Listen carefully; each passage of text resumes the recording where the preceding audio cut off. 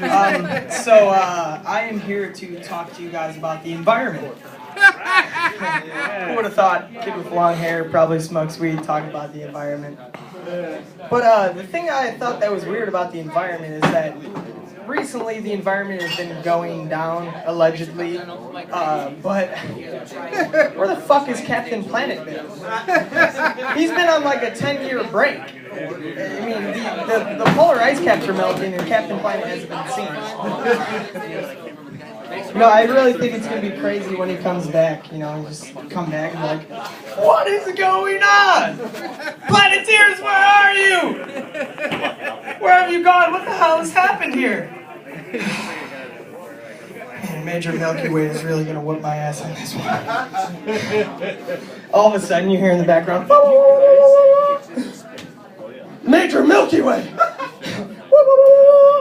General Galaxy!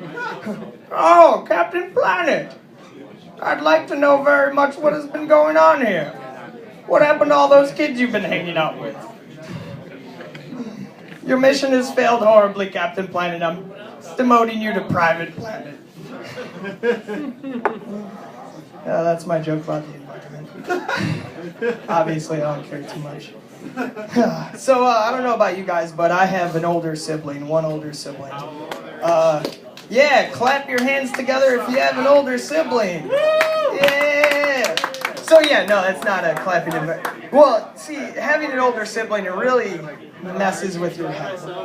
I used to have my older brother. He would beat my ass, and then he would mentally abuse me so I wouldn't tell my parents. So he'd beat my ass, and he'd be like, "What, you little bitch? You gonna tell mom and dad? You gonna tattle? Go ahead. Pussy." And I would just sit there and I'm not gonna tell mom and dad. I'm gonna be a man and take a beating. There was one thing that taught me. My brother taught me one thing is that he could possibly punch someone out of suicide. It's like, whoa, you gonna jump? Go ahead. End it all. Pussy.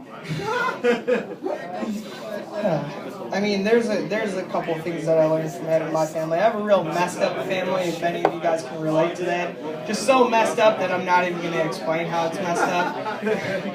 The best is, you know how people say honesty is the best policy? Well, it really was the best policy in my family, like when I was older, because they would never believe you anyways. My mom would be like, hey, Johnny boy, what'd you do last night? Oh, I stole your car, went to the city, took illicit drugs, and partied all night long. Good one, Johnny. Now to think of it, I could probably be a spy like that. Like, oh, John, what'd you do? What'd you do last night? Oh, you know, just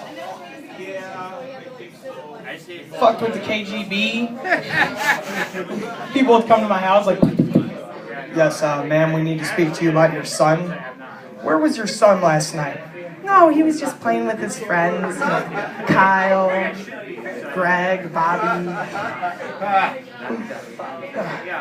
So one thing I've learned from having a family like I did is that, well, like my older brother beat me up and then you say there's nothing I can do about it. That's one of the lessons you learn when you have siblings is that there's nothing you can do about it. That you just, sometimes bad things happen and sometimes there's absolutely nothing you can do about it.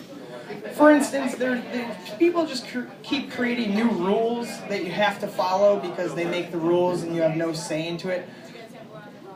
At Disney World, you are no longer allowed to skip lines if you're handicapped. If you're in a wheelchair, you can't skip lines.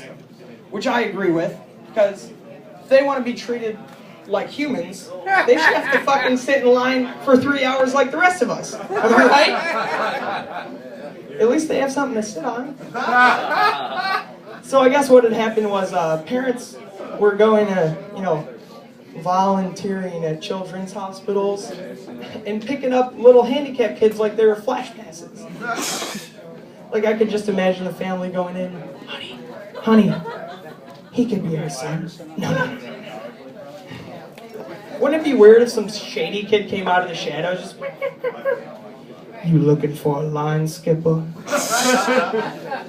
I've been flash passing for years. I hit all the good spots. Six Flags, Cedar Point, Disney World and Disneyland. Twice. Here's the deal. You pay my way, in the lines you will not stay. You indulge, let me get a little something, something, I'll call you dad. It's the same thing. They have the same rule at a zoo now in San Francisco. They have this new ride called the Serengeti. You can imagine it, you know, big African habitat, all just like Africa, you ride through in a big 7-ton truck. New rule at that zoo is you cannot wear animal prints. And this is why. The zoologist quoted, and I quote, when the animals see what seems to be a leopard or a zebra going through the terrain in a 7-ton truck, it just confuses them. Just confuses them. I mean, what's going to be next? They won't let obese people wear gray because you don't want to confuse the elephants? You know, I could just imagine, like, the animals in the habitat, like, sitting around. You know what? This is bullshit, man. You know, we get to sit here in this habitat while these other fucking leopards get to fucking ride in the truck. Why can't we ride in the truck? You know, this is bullshit. And then you start to go to the zoo and you see, you know, leopards walking up on their hind legs, sitting up straight, trying to blend in, thinking, you know, maybe if we behave like those other leopards, maybe they'll let us ride in the truck.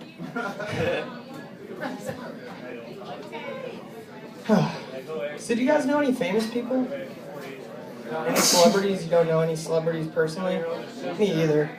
I mean, I think it's a little bit crazy with celebrities because they're always like trying to hide themselves in public, and you always hear the celebrities bitching about, you know, how much attention they get even though they work their whole lives to get there. I would want to be famous, but I want to be really famous.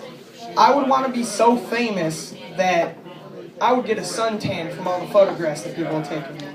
You know, like so famous that people would maul me in public, but a loving kind of maul. You know, like there's crowds following you all over. And, you know, imagine one person just hopped down on a whim. They're kind of like just a bandwagon follower, and they're just like, oh, there he is! The guy throws a brick. Like, no, we love this guy. No, we love him. Oh, sorry. Thank you very much. Woo!